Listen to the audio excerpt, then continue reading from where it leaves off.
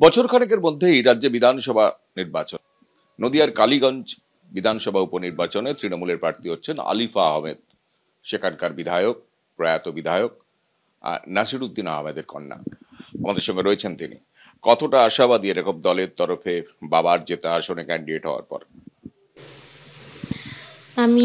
আপনি জয়ের ব্যাপারে যদি বলে থাকেন, আমি আশাবাদী। আমি নিশ্চিত কালীগঞ্জ সিটটাই জয়ী হব। আমি আশাবাদী সেই ব্যাপারে।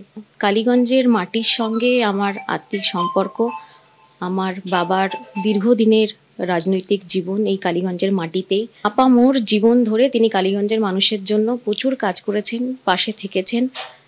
বাবার পাশাপাশি আমিও কালীগঞ্জের মানুষের পাশে থেকেছি। আমি আত্মবিশ্বাসী যে মানুষ তার রায় ঘোষণা করবে এবং আমাদের দিদির যে উন্নয়ন তার পক্ষেই মানুষ ভোট দেবে। 2016-এ বাম এবং কংগ্রেস জোটের কাছে আপনার বাবাই হেরেছিলেন, সুতরাং ইতিহাস কিন্তু বলে যে ওটা অপরাজেয় নয়। দেখুন, বাবা হেরে থাকলেও ব্যবধান ছিল মাত্র 600 ভোট। বাবা এতটাই বিশ্বস্ত সৈনিক ছিলেন যে আমাদের দিদি আবার 2021 সালে দলের যে টিকিট বাবাকেই দায়িত্ব দেন। 2021 সালে বিপুল সংখ্যক ভোটে কালীগঞ্জের মানুষ বাবাকে নির্বাচিত করেন। বিরোধীরা এখনো ক্যান্ডিডেট দেয়নি, তারা তো একটা অভিযোগ করতে পারে যে সেই পরিবারতন্ত্রের একটা শিলমোহর পড়লো। শুধু পরিবারতন্ত্রের কথা বললে এখানে ঠিক হবে না, কারণ বাবার হাত দিয়েও আমার রাজনৈতিক খড়ি হলেও 2011 সাল থেকে কিন্তু আমি রাজনীতির সাথে সরাসরি যুক্ত। 2021 সালে যে নির্বাচন হয় এটা আমি পুরোপুরি বাবার সাথে ছিলাম এবং সেই নির্বাচন প্রক্রিয়া আমার হাত দিয়ে হয়। বাবার যে অসমাপ্ত কাজ, অসম্পূর্ণ কাজ, প্রচুর স্কিম বাবা করে গেছেন অলরেডি, যেগুলো জমা হয়ে আছে সেগুলো আমি দপ্তরে যাব, সেই স্কিমগুলোর কাজ যাতে তাড়াতাড়ি শুরু হয় সেগুলোর চেষ্টা করব। কালীগঞ্জ বিধানসভার উপনির্বাচনে প্রার্থী ঘোষণা করল তৃণমূল। কালীগঞ্জ কেন্দ্রের তৃণমূল প্রার্থী আলিফা আহমেদ। প্রয়াত তৃণমূল বিধায়ক নাসিরউদ্দিন আহমেদের মেয়ে আলিফা।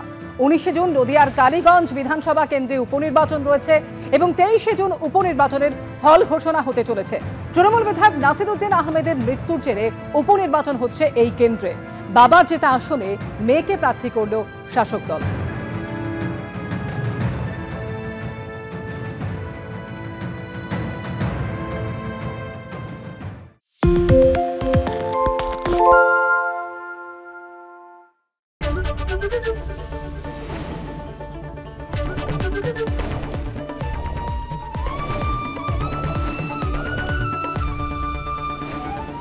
এবিপি আনন্দ, এগিয়ে থাকে, এগিয়ে রাখে।